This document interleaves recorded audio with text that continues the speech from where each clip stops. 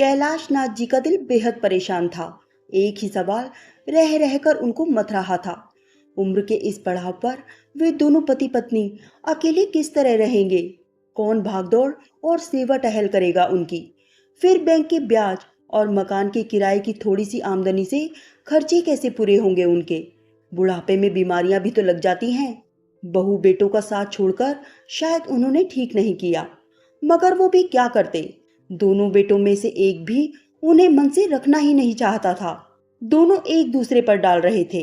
बात बात पर उन्हें जिल्लत झेलनी पड़ रही थी। उनके लिए वहां एक एक पल काटना मानो दूभर हो गया था। जब इसी तरह उपेक्षा से रहना है तो अपने घर जाकर क्यों न रहें, जिसे उन्होंने अपने खून पसीने से बनाया था। भले ही अकेले रहकर तकलीफें उठाएंगे, पर ये एहसास तो रहेगा कि अपने घर में रह रहे हैं। अपने घर की याद आते ही वे बेचैन हो उठे। बड़ी मुश्किल से 17-18 घंटों का लंबा सफर तय हुआ। 27-28 साल पहले गृह प्रवेश के समय सुख का जो एहसास उन्हें हुआ था, उससे 1000 गुना ज्यादा इस वक्त हो रहा था। उनका मकान 2 मंजिला था। नीचे की मंजिल में वो खुद रहते थे। ऊपर वाला हिस्सा किराए पर उठा रखा था। उनके आने की खटर पटर सुनकर ऊपर छज्जे में से गुड़िया झांकने लगी। 5 साल की प्यारी सी नन्ही गुड़िया, उनके किराएदार श्रुति और राघव की बिटिया। उन्हें देखते ही खुशी से किलक कर वो तालियां बजाने लगी। ओए होए, बाबा आ गए, अम्मा आ गई। वे जब तक आंगन में आते, नन्ही गुड़िया तेजी से भागती हुई सीढ़ियां फलांगती हुई नीचे उतरी और उनसे आकर लिपट गई। पीछे पीछे किलकता हुआ उससे छोटा मन्नू भी था। कैलाश नाथ जी और शीला जी उन दोनों को कस कर भीज बच्चों की तरह फूट फूट कर रो पड़े। तब तक श्रुति और राघव भी नीचे आ गए थे। दोनों की आंखों में हैरानी के भाव थे। उन्हें समझ नहीं आ रहा था कि माँ बाबूजी गए तो थे अपने बेटों के पास हमेशा के लिए रहने, लेकिन इतनी जल्दी वापस क्यों आ गए? और वो भी बिना कोई खबर दिए, अकेले एकाएक, अपना पूरा सामान लेकर। मगर माँ बाबूजी जिस तरह गुड़िया और मन्नू को चूमते हुए रो रहे थे, श्रुति और राघव कुछ न पूछकर भी सब कुछ ताड़ गए। दोनों उनके पास आकर बैठ गए और उनके हालचाल पूछने लगे। कैलाश नाथ जी और शीला जी का मन हल्का होने के बाद श्रुति और राघव ने उनका सारा सामान उठाया और ऊपर जीने में चढ़ाने लगे। कैलाश नाथ जी ने सामान नीचे ही रखने का आग्रह किया, पर श्रुति और राघव ने प्यार से मना कर दिया कि इतने लंबे सफर के बाद थक गए होंगे। वैसे भी नीचे रसोई का पूरा सामान नहीं था। ये देखकर बुजुर्ग दंपत्ति का मन भर आया। वे सब ऊपर आ गए। चाय नाश्ता करते हुए वे आपस में बतियाने लगे। सबसे ज्यादा चहक रहे थे गुड़िया और मन्नू। दोनों कैलाश नाथ जी और शीला जी की गोद में इस तरह उछल कूद रहे थे जैसे अपने सगे दादा दादी की गोद में हों। बुजुर्ग दंपत्ति को ये सब बेहद खुशगवार लग रहा था। पिछले 2.5-3 महीनों में उन्हें उनके अपनों ने जो घाव दिए थे, इन चंद मिनटों में ही उनकी सारी कसक वे भूल गए। मगर नियति ने शायद कुछ और ही सोच रखा था। इससे पहले कि वे आश्वस्त होकर चैन की सांस लेते, तभी गुड़िया ने बातों बातों में अपनी ये खबर दे डाली कि उसके पापा ने एक घर खरीद लिया है और वे अब वहीं जाकर रहेंगे। सुनते ही कैलाश नाथ जी और शीला जी जड़वत रह गए। एक पल को तो उन्हें सूझा ही नहीं कि इस शुभ अवसर पर वे क्या कहें। एक तरफ तो सुख का एहसास हो रहा था कि उनके निश्चल सेवा भाव वाले किराएदार का अपने घर का सपना पूरा होने जा रहा है। दूसरी ओर उनका दिल भी बैठा जा रहा था कि जिनके सहारे वे अपनी जिंदगी का कुछ हिस्सा काटना चाहते थे, वे ही उन्हें छोड़कर चले जाएंगे। उधर श्रुति और राघव अजीब पसोपेश में पड़ गए थे। अपना घर खरीदने की उन्हें खुशी तो थी। ये जानकारी वे अपने बुजुर्ग मकान मालिक को देना भी चाहते थे, मगर अपनों से ठुकरा कर आए इन बुजुर्ग दंपत्ति की जो नाजुक मन की हालत इस वक्त थी, उसे देखते हुए इस बात को वो 1-2 दिन और उनसे छिपाना चाहते थे। श्रुति ने तो मन ही मन फैसला कर लिया था कि भले ही 2-3 महीने का किराया उन्हें और देना पड़े, 4 दिन बाद होने वाले गृह प्रवेश को वो आगे बढ़ा देगी। माँ बाबूजी का वो दिल से सम्मान करती थी। उसके दोनों बच्चे इसी घर में पैदा हुए थे और उस समय शीला जी ने श्रुति की बहुत देखभाल की थी। हालांकि दोनों बार उसकी सासू माँ गांव से सही समय पर आ गई थी, मगर शीला जी ने उनके आने से पहले ही सारी तैयारियां करवा दी थी। सासू माँ के गांव वापस चले जाने के बाद भी सगी दादी की तरह वो गुड़िया और मन्नू की देखभाल करती रही थी। अब ऐसी स्नेहमयी माँ को वो भला एकदम कैसे कह देती कि हम 4 दिन बाद आपको छोड़कर अपने मकान में जा रहे हैं। उसकी आंखों से बरबस आंसू ढुलक पड़े। पथराई सी बैठी शीला जी ने जल्दी से अपने मन के भावों को काबू में किया। गुड़िया के शुभ समाचार देने के साथ ही वो सोफे से उठी और आगे बढ़कर श्रुति को प्यार से गले लगा लिया और बोली, अरे पगली, ऐसी खुशखबरी ऐसे रोते हुए देते हैं। साथ ही उन्होंने अपने बटुए से 100 का नोट निकालकर उसके हाथों में जबरदस्ती ठूंस दिया। कैलाशनाथ जी ने भी राघव और बच्चों को बधाई के रुपए दिए। राघव और श्रुति के गले भराए। अगले दिन सुबह सबसे पहले शीला जी उठ गई। नीचे आकर वो अपने बंद घर की साफ सफाई करने लगी। खटर पटर सुनकर राघव और श्रुति भी आ गए और शीला जी के काम में हाथ बटाने लगे। उनका ये अपनापन देखकर शीला जी का मन और आंखें दोनों भर आईं। शीला जी अपनी रसोई भी शुरू करना चाहती थी, मगर श्रुति ने अधिकार पूर्वक मना कर दिया कि रसोई का लगभग सारा सामान बाजार से लाना पड़ेगा। बाबूजी तुरंत फुरत अकेले इतनी भागदौड़ कैसे करेंगे। राघव की मदद से 2-3 दिनों में सारा इंतजाम हो जाएगा। तब तक माँ बाबूजी उन्हीं के संग खाना खाएं। वैसे भी माँ जी के हाथ का जायकेदार खाना खाए हुए 3 महीने बीत गए थे। गुड़िया तो रोज ही मुंह फुलाती थी, अम्मा जैसी सब्जी आप क्यों नहीं बनाती मम्मी। आखिर शीला जी को हार माननी पड़ी।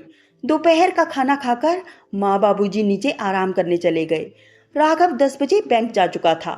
वो बैंक में नौकरी करता था। गुड़िया भी स्कूल चली गई थी। मन्नू को थपकी देती श्रुति सोचों में डूब गई। रह रहकर माँ बाबूजी के आगे के जीवन की त्रासदी की कल्पना उसे झकझोर देती। कैसे रहेंगे ये दोनों, क्या बीत रही होगी इस वक्त इन दोनों के दिल पर। जिन बेटों को पाल पोसकर इतना बड़ा किया वो ही पराये हो गए। माँ बाबूजी के खर्चे अब कैसे चलेंगे। रिटायर होने के बाद उनकी आय के साधन ही क्या थे। पीएफ का कुछ हिस्सा तो वे पिछले साल अपनी बड़ी पोती की शादी में खर्च कर चुके थे। बाकी बचा फंड दूसरे पोते पोतियों के नाम कर दिया था। उन्हें लगता था कि अब उन्हें रुपए पैसे की क्या जरूरत। अब तो वो आराम से अपना बुढ़ापा अपने बच्चों के पास रहकर काटेंगे। इसीलिए अपने लिए उन्होंने कुछ नहीं बचाया। मुश्किल से 70-80 हजार रुपए की एक एफडी थी बैंक में, और था ये मकान। एफडी के ब्याज और मकान के किराए से कैसे चलेगा उनका खर्च। हमारे जाने के बाद पता नहीं कैसे किराएदार आए। अगर हमारी तरह घर जैसा समझने वाले न आए तब। माँ बाबूजी की बीमारी में उनकी सेवा टहल कौन करेगा। सोच सोच कर श्रुति का कलेजा मुंह को आने लगा था। श्रुति को बेटी समझते थे माँ बाबूजी। दरअसल उनकी खुद की बेटी का नाम कीर्ति था। नाम की इस समरूपता ने माँ बाबूजी को कुछ ज्यादा ही जोड़ दिया था श्रुति से। अब ऐसे स्नेहिल माता पिता को छोड़कर वो कैसे चल दे। तभी नीचे टाटा सूमो रुकने की आवाज आई। गांव से उसके सास ससुर आने वाले थे। श्रुति उठी और आंसू पोंछती पोंछती नीचे आई। माँ बाबूजी ही थे। श्रुति की उड़ी रंगत देखकर वे घबरा गए। श्रुति ने हाथ के इशारे से उन्हें चुप रहने का इशारा किया और ऊपर आकर उन्हें सब हाल कह सुनाया। सुनकर उन्हें भी गहरा धक्का लगा। कैलाशनाथ जी को अपना बड़ा भाई मानने लगे थे राघव के बाबूजी। उनके बहू बेटा के प्रति कैलाशनाथ जी और शीला जी का अपनापन देखकर माँ बाबूजी निश्चिंत रहते थे। गांव में रहते हुए भी उन्हें अपने बेटे बहू की चिंता करने की कभी जरूरत ही महसूस नहीं हुई। उन्होंने एक सुझाव दिया कि राघव उस मकान को बेच दे और खुद यहीं रहकर माँ बाबूजी की सेवा करे। कैलाशनाथ जी को जब इस बात की जानकारी हुई कि वो लोग ऐसा सोच रहे हैं तो उन्होंने इस बात का विरोध किया। उन्होंने समझाया, गहने और मकान बनवा लिए तो बन जाते हैं, वरना योजनाएं ही बनती रहती हैं। इसीलिए भावनाओं में बहकर अभी हो रहे कामों को टालो मत। कैलाशनाथ जी की दूरंदेशी भरी सलाह के आगे सबको झुकना पड़ा और राघव के घर का गृह प्रवेश हो गया। राघव अपने घर चला गया। वो तो 2-3 महीने बाद जाना चाहता था, पर माँ बाबूजी ने समझाया, गृह प्रवेश के बाद घर सूना नहीं छोड़ते। राघव और श्रुति के जाते ही कैलाशनाथ जी का घर खाली हो गया। उस पर किराए से देना है कि तख्ती लग गई। पूरे 7-8 सालों बाद लगी थी ये तख्ती। अब माँ बाबूजी को बेहद सूनापन लगने लगा था। बहुत बड़ा सहारा था उन लोगों से। पता नहीं अब जो किराएदार आए उनका स्वभाव कैसा हो। कैलाश नाथ जी रोज अगले किराएदार का इंतजार करते। सुबह से शाम हो जाती, पर कई दिन बीतने पर भी कोई किराएदार नहीं आया। अब उन्हें घबराहट होने लगी थी। एफडी के ब्याज से मुश्किल से 400 रुपये मिलने वाले थे। अगर कोई किराएदार नहीं आया तब अगले महीने का खर्च कहाँ से निकलेगा। इस किराए की आमदनी का ही तो सहारा था उन्हें। पास की नकदी भी अब खत्म होने लगी थी। बचत खाते में भी कोई बड़ी रकम नहीं थी। तो क्या अगले महीने एफडी तुड़वानी पड़ेगी। सोच सोचकर वो परेशान हो जाते। उनकी आंखों के सामने अंधेरा छाने लगता। कितनी भारी गलती कर बैठे थे वे। उनके एक दोस्त ने समझाया भी था, जमाना बहुत खराब है कैलाशनाथ। माँ बाप को अपनी मुट्ठी में बंद रखने का दौर आ गया है अब तो। सब कुछ बच्चों के नाम मत करो, कुछ अपने भविष्य के लिए भी बचा कर रखो। तब कैलाशनाथ जी हंसकर इस बात को टाल गए थे कि उनके बेटों के रहते उन्हें किस बात की चिंता। ये सब याद करते ही घबरा कर वे ऊपरी मंजिल पे आए। खाली कमरे भाए भाए कर रहे थे। उन कमरों में घूमते हुए, उसकी दीवारों पर हाथ फेरते हुए उन्हें वो दिन याद आ गए जब वो अपने सपनों के इस घर को बनवा रहे थे। इसकी एक एक ईंट उनकी जानी पहचानी थी। इसे बनवाते समय कितने सुंदर सपने देखे थे उन्होंने। दोनों बेटे बड़े होंगे, उनकी शादियां होंगी, नीचे एक बेटा रहेगा, ऊपर दूसरा। कितना अच्छा लगेगा उस वक्त। पूरा घर गुलजार रहेगा। उनका बुढ़ापा चैन से कट जाएगा। ये सब सोचते हुए नंगे फर्श पर बैठकर वो फूट फूट कर रो पड़े। बुढ़ापे में ये दिन भी देखने थे। तभी नीचे किसी कार के रुकने की आवाज आई। आंसू पोंछकर वो फुर्ती से उठे और गैलरी में आए। कीर्ति और निखिल कार से उतर रहे थे। बेटी दामाद को देखते ही उनका मन हरा हो गया। उनकी बूढ़ी थकी रगों में जैसे जान आ गई। वो जल्दी से नीचे आए। शीला जी तब तक दरवाजा खोल चुकी थी। कीर्ति अंदर आई। माता पिता की दयनीय हालत देखकर उसका कलेजा मुंह को आ गया। हाय, 3 महीने में ही बेचारे कितने कमजोर, कितने बूढ़े लगने लगे थे माँ बाबूजी। उसे तो मालूम ही नहीं था कि माँ बाबूजी यहाँ वापस आ चुके हैं। कल माँ बाबूजी से बात करने के लिए उसने जब बड़े भैया के घर फोन लगाया तो भाभी से मालूम पड़ा माँ बाबूजी का मन नहीं लग रहा था यहाँ, तो वापस चले गए। कीर्ति की आंखों से आंसू बहने लगे। तो इसलिए मन नहीं लग रहा था। वो बोली, 3 महीने में कम से कम 6 बार मैंने फोन पर बात की थी। माँ बाबूजी, आपने एक बार भी इशारा क्यों नहीं किया कि आप वहां परेशान थे। करते कैसे बेटी। बाबूजी का गला रुंध गया। जब रहना उन्हीं के संग था, कैसे करते शिकायत। यहाँ आने के बाद तो करते।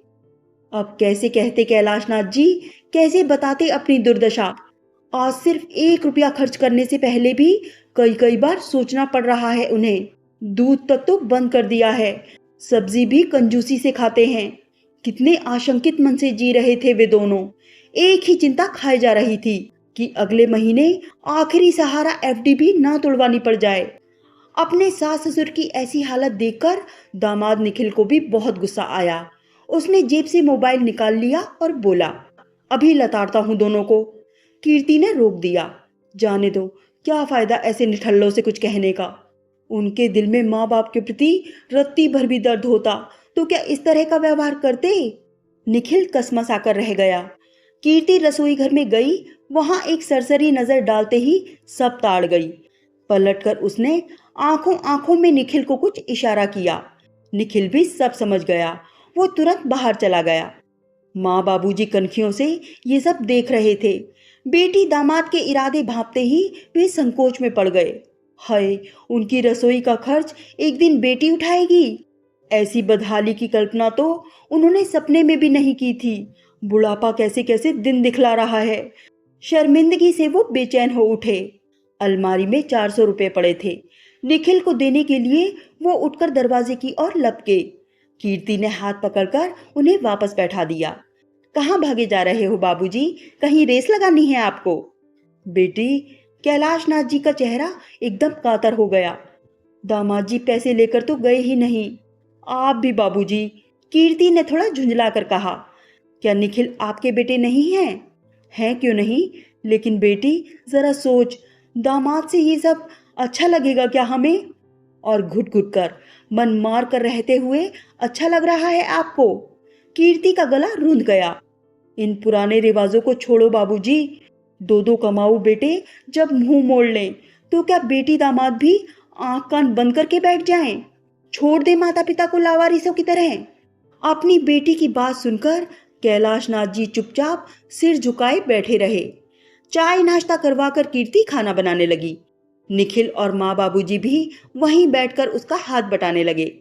निखिल माँ बाबूजी को अपने संग चलने के लिए मनाने लगा। वो दोनों संकोच में पड़ गए।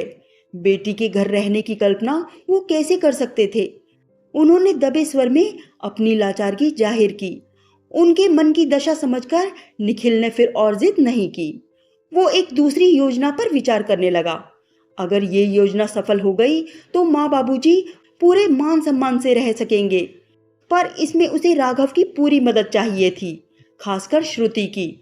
श्रुति को ही ज्यादा समय देना पड़ेगा इसमें। खाना खाने के बाद निखिल राघव से मिलने चला गया। 4 महीने बीत गए थे।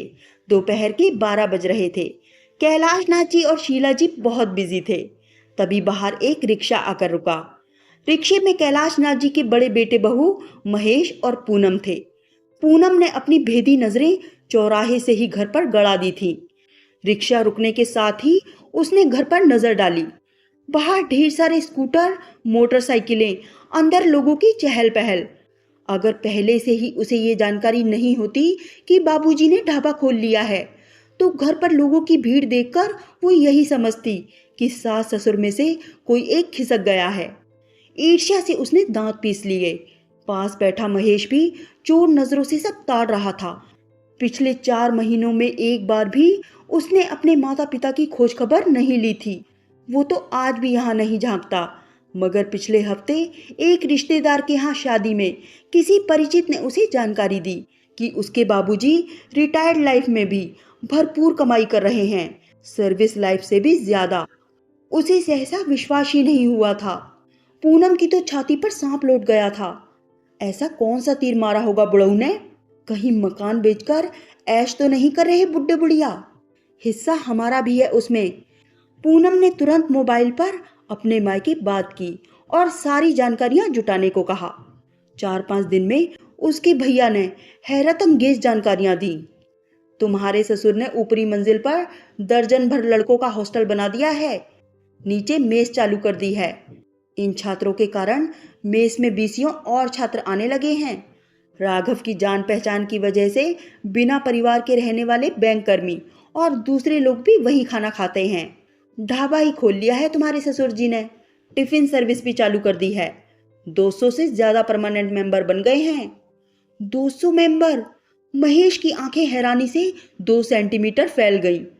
अगर प्रति मेंबर कमाई 100 रुपये भी हो तो महीने के 20,000 रुपये।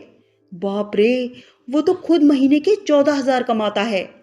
पूनम गर्दन तानकर रिश्तेदारों में इसका बखान करती है, मगर बाबूजी की कमाई तो इस बुढ़ापे में। हाय हाय, उसके अंग अंग में ईर्ष्या की आग लग गई।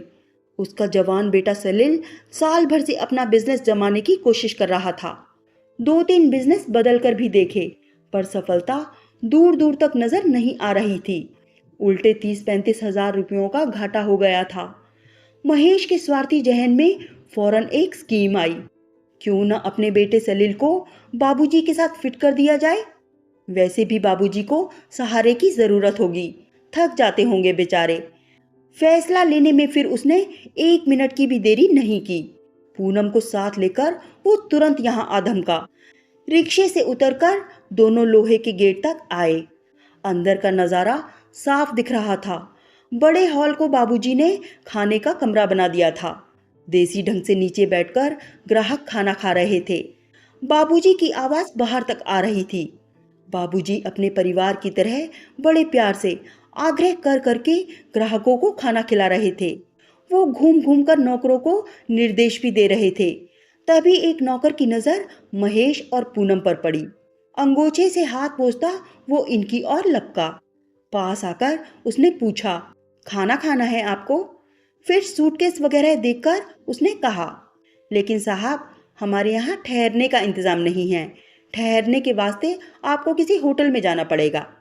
उसकी बात पूरी होने से पहले ही गुस्से से महेश ने दांत पीसे। अबे ओ बेवकूफ़, हमें पहचानता नहीं? हम यहाँ के मालिक हैं। मालिक? होठों में बुदबुदाकर वो सिर खुजाने लगा। मालिक तो अंदर बैठे हैं, फिर फूल गोभी के कीड़े की तरह ये कौन एकाएक प्रकट हो गया? महेश ने गुर्राकर उसे सामान उठाने का हुक्म दिया। नौकर अनसुना करके खड़ा रहा। तभी अंदर से बाबूजी की आवाज आई, फतेहचंद, पानी लाना बेटा। जी लाया बाबूजी। फतेहचंद बिना सामान उठाए अंदर भागा। महेश सामान उठाने का आदेश देता रह गया। नौकर द्वारा किए गए इस अपमान ने महेश का चेहरा गुस्से से लाल कर दिया। उसकी इच्छा हुई कि अभी अंदर जाकर इस फत्तू को तड़ातड़ दो चार थप्पड़ जमा दे।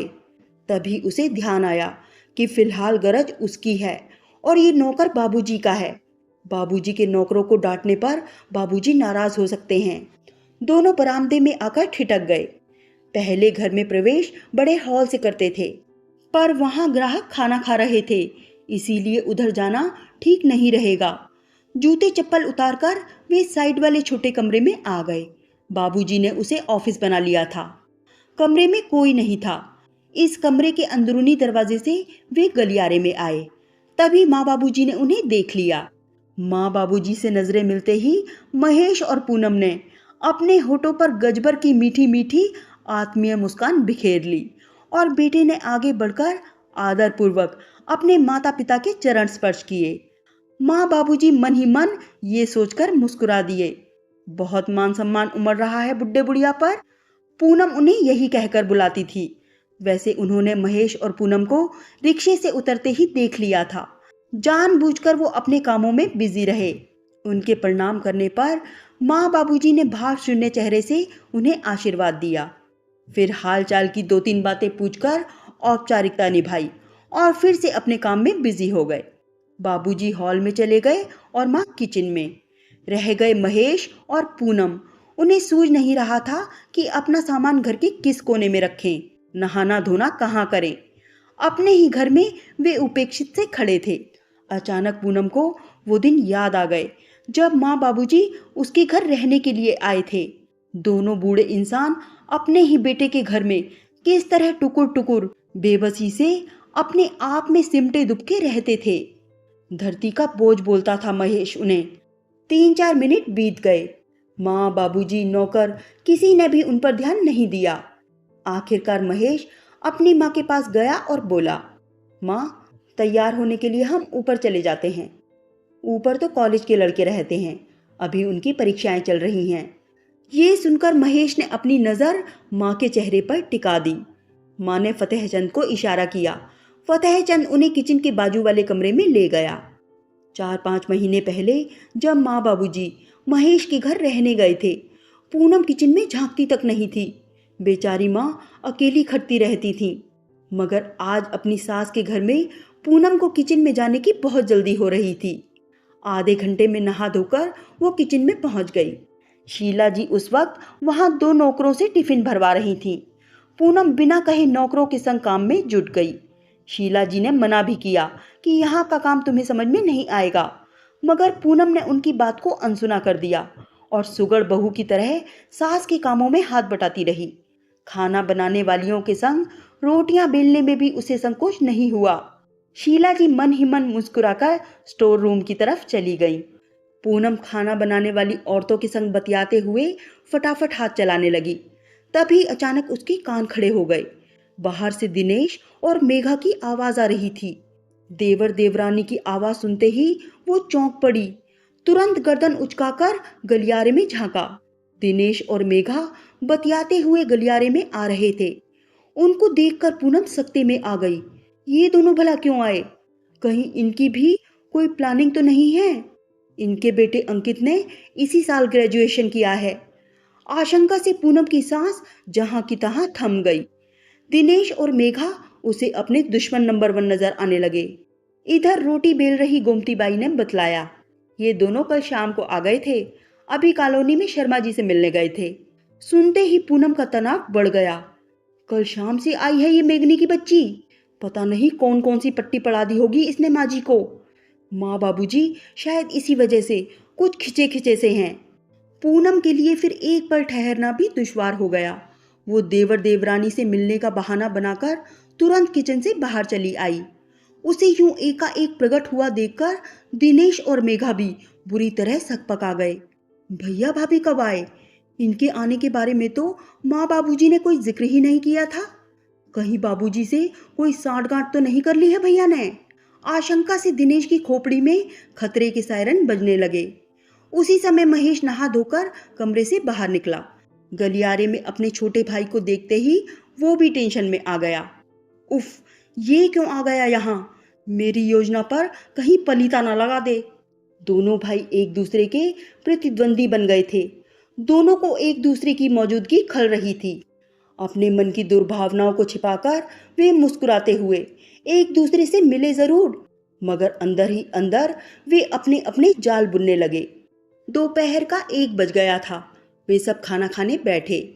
खाना खाते हुए महेश का ध्यान बार बार घर की बदली हुई काया की ओर जा रहा था। बाबूजी का स्टैंडर्ड काफी ऊंचा हो गया था। बेटों के घर जाने से पहले बाबूजी ने अपना फोन कटवा दिया था। बंद घर में फोन रखकर वो क्या करते, पर आज उनके पास 2-2 फोन थे, मोबाइल भी था। उनके फोन लगातार घनघना रहे थे। बाबूजी के यहाँ लंच पैक की सुविधा भी थी। ज्यादातर फोन उसी के लिए आ रहे थे। खाना खाते हुए महेश मन ही मन हिसाब लगाने लगा। बाबूजी कम से कम 1000 रुपया तो रोज छाप रहे होंगे। खाना खाने के दौरान बाबूजी ने श्रुति को बैंक भेज दिया था। उसके साथ ऊपर हॉस्टल में रहने वाला अशोक भी था। जब तक इनका खाना होता, श्रुति बैंक से 60,000 रुपये निकाल कर ले आई। बाबूजी ऑफिस में आए। थोड़ी देर में वहां 3 व्यापारी आ गए। बाबूजी ने उन्हें पहले ही फोन कर दिया था। श्रुति ने उन व्यापारियों का हिसाब निकाला। कोने की कुर्सियों पर बैठे महेश और दिनेश ये सब देख रहे थे। घी तेल के व्यापारी को कैलाश नाथ जी ने करीब 16,000 रुपये का भुगतान किया। महेश फटी फटी आंखों से देखता रह गया। उसका वेतन 14,000 रुपये महीना था, यानी उसकी पगार से भी ज्यादा रुपये का भुगतान बाबूजी एक एक व्यापारी को कर रहे थे, और ये भुगतान मात्र 19 दिनों की सप्लाई का था। ये देखकर महेश का गला सूख गया। कितनी भारी तरक्की कर ली थी बाबूजी ने इस बुढ़ापे में। उसने चापलूसी करते हुए अपने पिता की तारीफ की। बाबूजी हौले से मुस्कुरा दिए और बोले, सब दामाद जी की कृपा है। निखिल ने ही दिया था इसका आइडिया। निखिल का भतीजा पीएमटी की तैयारी करने के लिए कोटा गया था। वहां वो एक परिवार में पेइंग गेस्ट बनकर रहा था। कोटा में आजकल बहुत से मकान मालिक छात्रों को अपने घरों में रहने के साथ साथ खाने की भी सुविधा देते हैं। घर जैसा माहौल, घर जैसा खाना, इस सब के कारण छात्रों की पढ़ाई बहुत अच्छी तरह होती है। निखिल ने बाबूजी को यही काम करने की सलाह दी। माँ बाबूजी हिचकिचाए कि भला इस बुढ़ापे में वो इतनी भागदौड़ कैसे करेंगे। तब निखिल ने मुस्कुराते हुए आश्वासन दिया कि सब हो जाएगा, आप बस मैनेजमेंट संभाल लेना। निखिल पूरे 2 सप्ताह उनके पास रहा। इधर उधर भागदौड़ करके उसने 12 कॉलेज छात्रों को इकट्ठा किया। ये छात्र अभी तक छोटे छोटे से एक कमरे में रह रहे थे। कैलाश नाथ जी के घर उन्हें अच्छा खासा खुला माहौल मिला। मनोरंजन के लिए नीचे बाबूजी के पास टीवी देखने आ जाते। बाबूजी के यहाँ उन्हें एक भारी फायदा और था। गांव से आने वाले उनके रिश्तेदार उनके साथ ठहर जाते। उनके होटल के खर्चे बच जाते। छात्रों को इकट्ठा करने में निखिल ने खास ध्यान रखा। 4 छात्र मेडिकल के थे। जरूरत पड़ने पर वे माँ बाबूजी को डॉक्टरी मदद भी तुरंत उपलब्ध करवा देते। कुछ छात्र कॉमर्स कॉलेज के थे। उनका कॉलेज सुबह रहने से घर में दिन भर चहल पहल बनी रहती थी। मेस के लिए निखिल ने 2 खाना बनाने वाली बाइयों का इंतजाम कर दिया। शीला जी के हाथ का खाना बहुत स्वादिष्ट बनता था। शीला जी सिर्फ मसाले निकालने और छौंक लगाने का काम करती। बाकी का सारा काम दोनों बाइयां संभालती। शुरुआत में मेस सिर्फ उन 12 छात्रों के लिए ही शुरू हुई थी, लेकिन जब उन छात्रों के दूसरे दोस्तों ने भी वहां खाना खाया तो वो भी शीला जी के पास रोज गुहार करने लगे। दादी माँ, हमें उधर होटल का खाना अच्छा नहीं लगता, पेट खराब हो रहा है। आपके यहाँ घर जैसा खाना मिलता है। प्लीज़ दादी माँ, हमारे लिए भी खाने का इंतज़ाम कीजिए। उनके अनुरोध के आगे माँ बाबूजी को झुकना पड़ा और इस तरह छात्र बढ़ते गए, काम बढ़ता गया। बाबूजी ने महेश और दिनेश को सब कुछ बताया। श्रुति इस बीच वहां से जा चुकी थी। दिनेश भी थोड़ी देर के लिए बाहर चला गया था। इस समय कमरे में बाबूजी के अलावा और कोई नहीं था। महेश असली मुद्दे पर आया। बातों की एक योजना बनाकर उसने अपनी नजरें बाबूजी के चेहरे पर गड़ा दी। अकेले इतना सारा काम संभालने में आपको बहुत दिक्कत आती होगी। कोई दिक्कत नहीं, बाबूजी ने उसकी बात पूरी होने से पहले ही काट दी। ऊपर रहने वाले सभी लड़के उन दोनों का बहुत ध्यान रखते थे। अपने दादा दादी की तरह माँ बाबूजी की सेवा करते थे। उन लड़कों के कारण ही कैलाश नाथ जी की मेज का कारोबार बढ़ता गया था। कैलाश नाथ जी काफी कम खर्चे में उन लड़कों को रहने खाने की सुविधा दे रहे थे। इसीलिए वो लड़के भी उन्हें दिलो जान से चाहने लगे थे। माँ बाबूजी को इस उम्र में और क्या चाहिए था। बाबूजी की बात सुनकर सक पकाए महेश से कुछ कहते नहीं बना। थोड़ी देर की चुप्पी के बाद उसने एक बार फिर गोटी फेंकी। लेकिन बाबूजी, रुपयों का लेन देन, हिसाब किताब, इन कामों के लिए घर का कोई सदस्य होना जरूरी है। श्रुति है ना, राघव भी मदद करता है, मुझे देखने की जरूरत ही नहीं पड़ती। क्या मतलब? आप हिसाब किताब कभी चेक ही नहीं करते? महेश ने शंका का तीर छोड़ा। क्या जरूरत है? राघव खुद बैंक में बड़े बड़े हिसाब किताब देखता है। फिर भी बाबूजी, आखिरकार वो एक पराया है। कौन कहता है कि वो पराया है? बाबूजी ने अपनी कठोर नजरें उसके चेहरे पर गड़ा दी। इस बुढ़ापे में मुझे किसने सहारा दिया? उसी ने तो। बाबूजी की आंखें सुलगने लगीं। 2-3 पलों की खामोशी के बाद उन्होंने रूखे स्वर में कहा, तुम लोग क्या सोचते हो? ये सारा कारोबार मैंने जमाया है, मैंने मेहनत और भागदौड़ की है। वे महेश को घूरते रहे, फिर उठकर टहलने लगे। सिर्फ स्कीम बना देने से कोई कारोबार सफल नहीं हो जाता। उसके लिए पूंजी लगती है, मेहनत और भागदौड़ करनी पड़ती है। मेरे पास पैसा बचा था क्या? इस उम्र में रसोई का इतना सारा सामान रोज रोज ले आता, रोज सवेरे सब्जी ले आता, काम वालों का इंतजाम कर लेता। और फिर बाबूजी ने अपने दामाद निखिल की तारीफ करते हुए बताया कि उसने जब राघव को योजना बताई तो राघव तुरंत तैयार हो गया। वो माँ बाबूजी की सेवा जी जान से करना चाहता था। उसने ही भागदौड़ करके बैंक से बहुत जल्दी लोन दिलवा दिया। गांव से राघव के बाबूजी ने 2 खाना बनाने वाली भेज दी। राघव के बैंक में सैकड़ों व्यापारियों के खाते थे। थोक व्यापारियों के यहाँ से घी, तेल, अनाज, मसाले सब आ जाते। सब्जी मंडी के व्यापारियों से भी राघव की बहुत पहचान थी। कारोबार जमाने के लिए राघव ने 10-12 दिनों की छुट्टी ले ली। सारी मेहनत तो राघव और श्रुति की ही थी। फिर क्यों ना विश्वास रखूं इन दोनों पर। फिर कमरे से निकलते निकलते बाबूजी ने असली तीर छोड़ा। तुम सगों ने तो खाली हाथ हमें अपने अपने घरों से भगा दिया था। ये राघव ही है जिसने हमें संभाला। हमारा असली बेटा तो यही है और हमारे कारोबार का आधा भागीदार भी। महेश और दिनेश सिर झुकाए बैठे रहे। अपनी खुदगर्जी के कारण जो अंधेरा उन्होंने अपने असहाय बूढ़े माता पिता के जीवन में कर दिया था, उसकी कालिमा कलंक बनकर उनके ही चेहरों पर पुत गई थी।